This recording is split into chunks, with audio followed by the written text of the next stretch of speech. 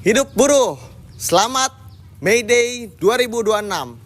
Ini adalah momen di mana kita mengingat perjuangan kelas buruh melawan penindasan kapitalisme di seluruh dunia. Tapi gimana sih awal mulanya? Dari gerakan buruh dalam peristiwa Haymarket Affair di Chicago tahun 1886. Tuntutan buruh saat itu adalah pembatasan jam kerja menjadi 8 jam sehari.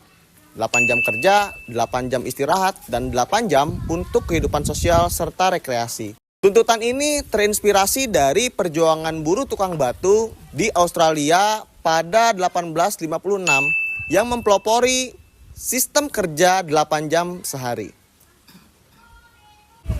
Dan akhirnya 1 Mei diperingati dan dirayakan sebagai Hari Buruh Internasional.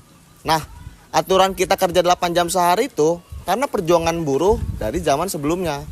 Kalau di Indonesia sendiri, gerakan buruh nggak kalah diperjuangkan terus-menerus di tengah pemerintahan kolonial yang eksploitatif dan memblokade hak-hak buruh.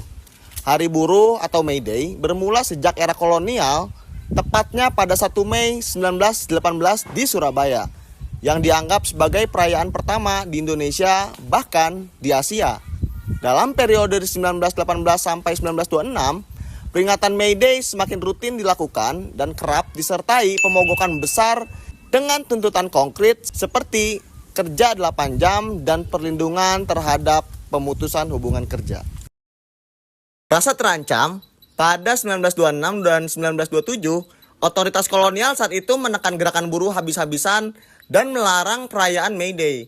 Tradisi ini kemudian hidup kembali pasca kemerdekaan, terutama setelah disahkannya Undang-Undang Kerja Nomor 12 Tahun 1948 yang menetapkan 1 Mei sebagai hari libur bagi buruh. Situasi berubah drastis pasca 1965. Pada era Orde Baru di bawah Soeharto, May Day dilarang karena dianggap identik dengan komunisme. Selama 20 tahun, peringatan ini praktis ditiadakan secara resmi. Hingga masuk ke era reformasi hingga saat ini, kekangan Orde Baru sudah tidak menghantui seperti sebelumnya. Meski diberangus habis melalui genosida politik 1965 dan 1966, buruh di Indonesia memulai kembali menata perjuangan dan pergerakannya secara lebih leluasa, termasuk merayakan May Day.